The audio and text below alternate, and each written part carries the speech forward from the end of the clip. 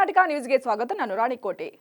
ಬಸವಣ್ಣನವರ ಬಗ್ಗೆ ಅವಹೇಳನಕಾರಿ ಹೇಳಿಕೆ ನೀಡಿದ್ದ ವಿಚಾರವಾಗಿ ಮೊನ್ನೆ ಬೀದರ್ ಜಿಲ್ಲಾ ಉಸ್ತುವಾರಿ ಸಚಿವ ಈಶ್ವರ್ ಖಂಡ್ರೆ ಅವರು ಪತ್ರಿಕಾಗೋಷ್ಠಿಯನ್ನ ನಡೆಸಿ ಯತ್ನಾಳ್ ಒಬ್ಬ ಹುಚ್ಚ, ಆತ ಮಾನಸಿಕ ವೈದ್ಯರ ಬಳಿ ಹೋಗಿ ಚಿಕಿತ್ಸೆ ತೆಗೆದುಕೊಳ್ಳಲಿ ಎಂದು ಯತ್ನಾಳ್ ವಿರುದ್ಧ ಖಾರವಾಗಿ ಪ್ರತಿಕ್ರಿಯಿಸಿದರು.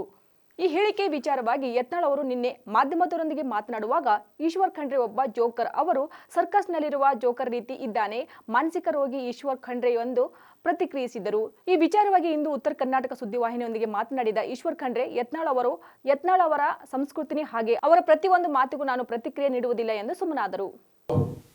ಬಸನಗೌಡ ಯತ್ನಾಳ್ ಅವರು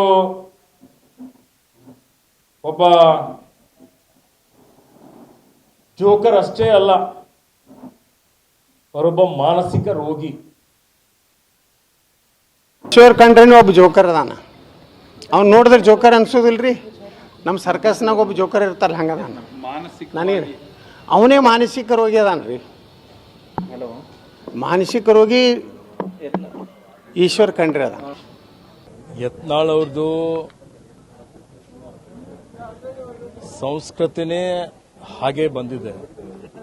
ಅವರ ಪ್ರತಿಯೊಂದು ಮಾತುಗಳಿಗೆ ನಾನು ಪ್ರತಿಕ್ರಿಯೆ ಕೊಡಲಿಕ್ಕೆ ಹೋಗೋದಿಲ್ಲ.